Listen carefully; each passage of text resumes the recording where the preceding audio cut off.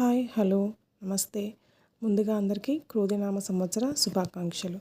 అందరూ పండగ ఎలా జరుపుకున్నారండి? మేమైతే చాలా బాగా జరుపుకున్నాం. ఇలా పొద్దున్నే ముగ్గులతో, మామిడి తోరణాలతో ఇలా ముందుగా ఇంటిని అలంకరించుకున్న తర్వాత మేము చేసిన వంటలతో దేవుడికి నైవేద్యం పెట్టాం. ముందుగా ఉగాది అంటే ఉగాది పచ్చడి కదండి.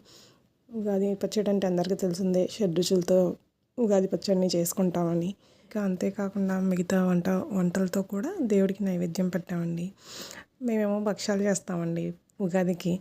మరి మీరేం చేస్తారు? మేము మా రాయలసీమలో అయితే భక్షాలు అంటామండి. మరి మీరేమంటారో మీరే చెప్పాలి.